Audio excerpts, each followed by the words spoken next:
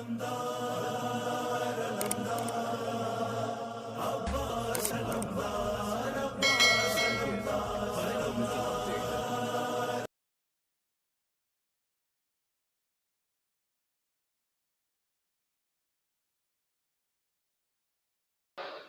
سے پہلے آپ تمام مومنین کی خدمت میں شہادت مسلم ابن عقیل کے حوالے سے تعزیت و تسلیت عرض کرتا ہوں۔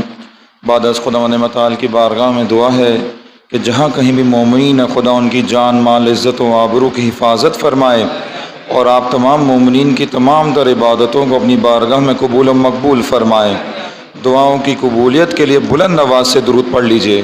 اللہم صلی علی محمد و آل محمد۔ خداوند متعال نے انسان کی ہدایت کے لیے مختلف شخصیات کو مقرر فرمایا اور ان کے ساتھ ان کے باوفا اصحاب بھی مقرر فرمائے۔ یہ باوفا اصحاب جس طرح سے ائمہ طاہرین کے لیے ایک ساتھی تھے، اسی طرح ہمارے لیے ایک نمونہ عمل بھی ہیں کہ ان کی زندگی سے ہم سیکھ سکتے ہیں، سمجھ سکتے ہیں۔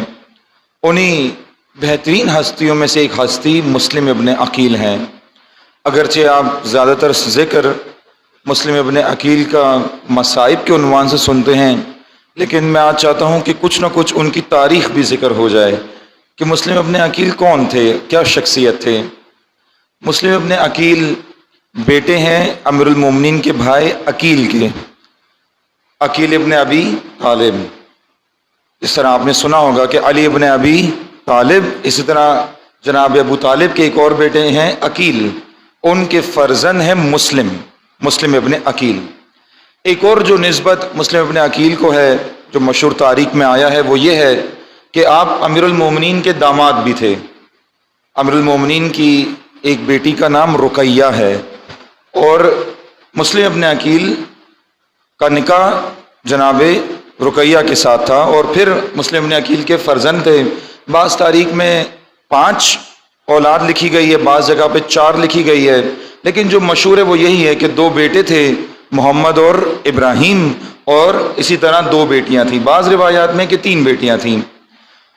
بیٹوں کے بارے میں بھی 2 روایات موجود ہیں، البتہ جو بیٹیاں تھیں وہ امام حسین کے ساتھ اس قافلے میں تھی جو کربلا کی طرف جا رہا تھا۔ مسلم ابن عقیل مدینہ کے بہادر ترین افراد میں سے شمار ہوتے تھے۔ میں نے ایک اور جگہ بھی ذکر کیا ہے کہ اگر مدینہ کے اندر بہادری کے لیے جو مانے جاتے تھے، شجاعت کے لیے جو مانے جاتے تھے، چونکہ اس وقت عربوں کا رواج یہ تھا کہ وہ آپس میں طاقت آزمائی کرتے تھے اور تلوار بازی کیا کرتے تھے، اور وہ میدان کشتی کا ایک لگتا تھا تو وہاں پر پتہ چلتا تھا کہ کس کے اندر کتنی طاقت ہے، کون کتنا بہادر ہے۔ ایک زمانے میں برِ صغیر کا بھی رواج تھا کشتی کرنا، آپس میں کشتی کرتے تھے اور طاقت کو آزماتے تھے۔ اب تو وہ نہیں رہا، اب ہماری جو نئی نسل ہے وہ موبائل فون میں کشتی کرتی ہے، اس کے علاوہ اس کو نہیں آتا ہے۔ تو ایک زمانے میں تھا وہ اپنی زور آزمائی کشتی کے ذریعے کرتے تھے، عربوں کے اندر بھی یہ رواج تھا۔ اس مقابلے کے اندر جو مکہ کے اندر یا مدینہ کے اندر جو ہوتا تھا، چونکہ مدینہ کے اندر زندگی گزاری، اس میں 2 بہادر بڑے تھے۔ ائمہ طاہرین کے بعد 2 بہادر بہت بڑے مانے جاتے تھے اس دور کے اندر، ایک عباس علمدار بہت بڑے شجاع، اور اس کے بعد مسلم ابن عقیل۔ یہ دونوں مقابلے پر آ جائیں تو پھر کوئی سامنے آنے کو پسند نہیں کرتا تھا، کیونکہ شکست کھا جاتا تھا۔ مسلم بہت بہادر تھے۔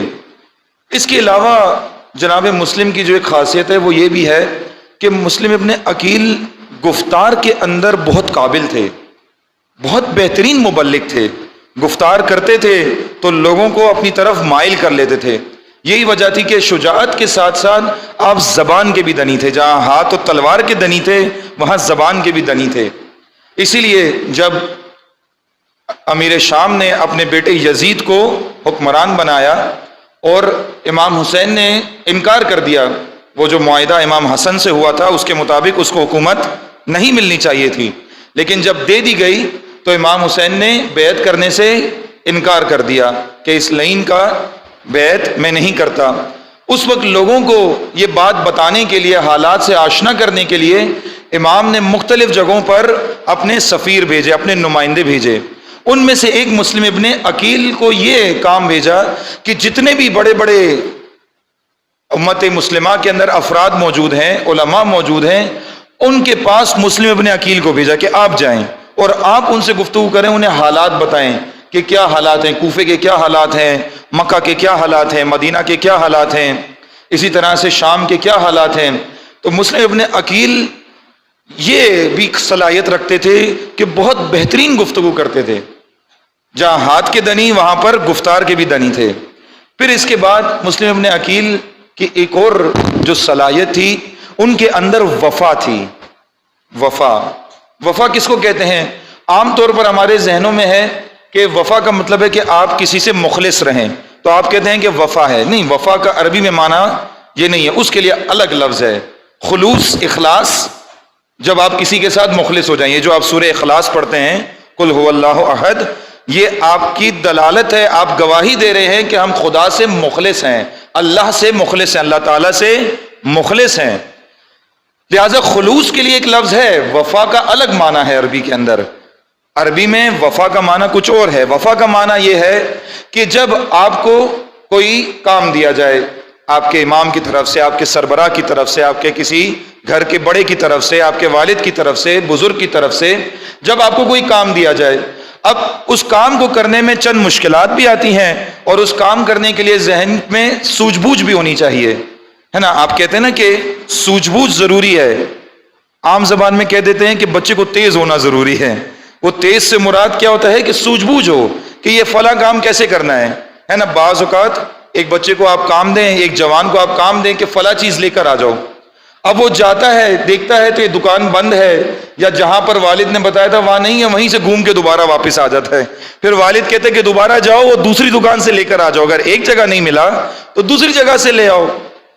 سوجھ بوجھ چاہیے ہوتی ہے کسی بھی کام کو انجام دینے کے لیے۔ حتیٰ ابھی آپ مجلس کے لیے بیٹھے ہیں، یہ جو سارا انتظام آپ کے آنے سے پہلے ہوا ہوا ہے، اس کا مطلب کوئی تو تھا نا جس کے اندر سوجھ بوجھ تھی کہ لوگ آئیں گے، تو پہلے سے پنکھا بھی کھولا ہوا ہے، روشنی بھی کھولی ہوئی ہے تاکہ سب کو آسانی ہو جائے، مائک لگا ہوا ہے، کسی کی سوجھ بوجھ ہے اس کے پیچھے۔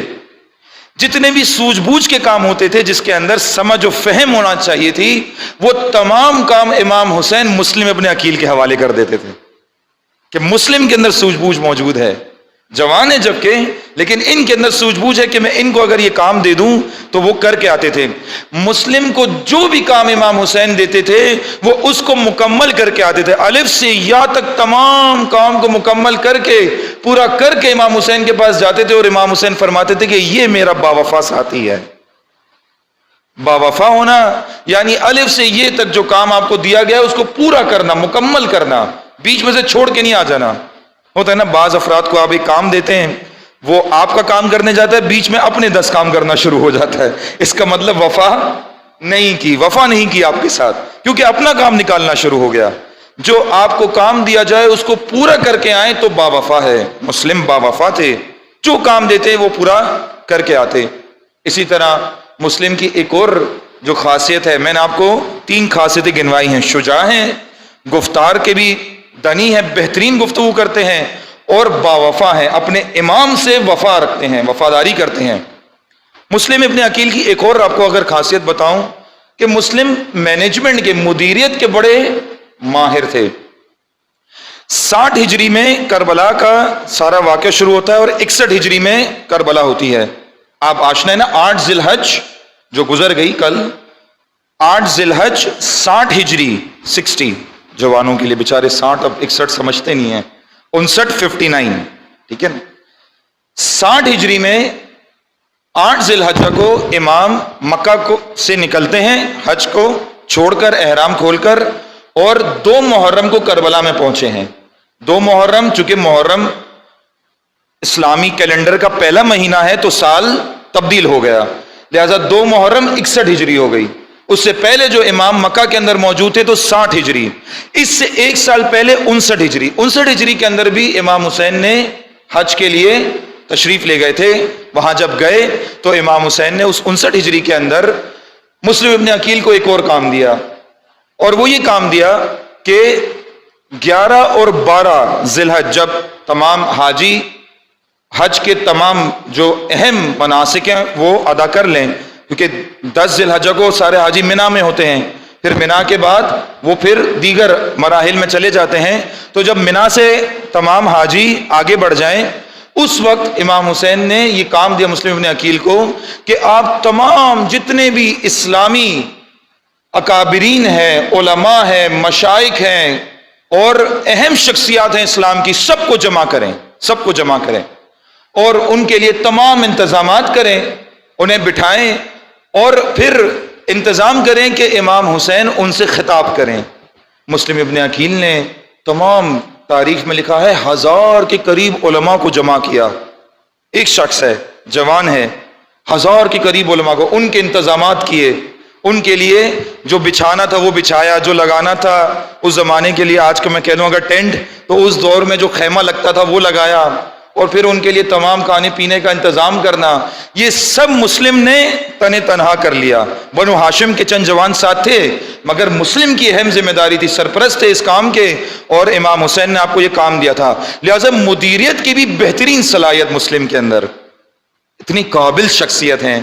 ہم نے فقط یہ سنا کہ کوفہ گئے اور شہید ہو گئے، مسلم کی ایک زندگی ہے جو مسلم نے گزاری ہے، بہادری اپنی جگہ، شجاعت اپنی جگہ، اور شجاعت کے اندر بھی آپ کو ایک اور طرف متوجہ کروں، ہم جیسے نا آج کل چونکہ اسلامی فلمیں بن گئی ہیں تو وہ ہم دیکھتے ہیں تلوار کی صرف شجاعت ہوتی ہے، بعض اوقات ارادے کی بھی شجاعت کی ضرورت ہوتی ہے نا، بعض میں ارادے کی شجاعت نہیں ہوتی۔ مثال کے طور پر اگر ابھی اس وقت پہ اگر آپ کو کام دیا جائے کہ آپ ایک دور دراز علاقے میں چلے جائیں یا مثال کے طور پر قبرستان چلے جائیں اور مومنین کے لیے فاتحہ پڑھائیں، تو آپ کہیں گے کہ اس وقت کون جائے گا، ہے نا، سخت ہے نا تھوڑا سا، اس وقت صبح کے وقت پھر ادھر کون جائے گا، سخت ہوتا ہے۔ ارادے میں بھی ایک شجاعت چاہیے ہوتی ہے، بعض ارادے کی شجاعت نہیں رکھتے، ہوتا ہے بعض اوقات انسان بزدلانہ فیصلے کرتا ہے، نظر آ جاتا ہے جب وہ اپنی زندگی کے فیصلے کرتا ہے، تو جیسے مثال کے طور پر اگر باہر سے ایک زوردار آواز آ جائے تو بعض کہیں گے کہ میں جاتا ہوں دیکھتا ہوں شاید کسی کو مدد کی ضرورت ہو، بہادرانہ فیصلہ کیا۔ بعض کہیں گے کہ باہر نہیں جانا ہے، آواز بڑی زور سے آئی ہے، وہ اندر ہی بیٹھ جائیں گے، وہ باہر ہی نہیں جائیں گے۔ ارادے کے اندر شجاعت نہیں ہے۔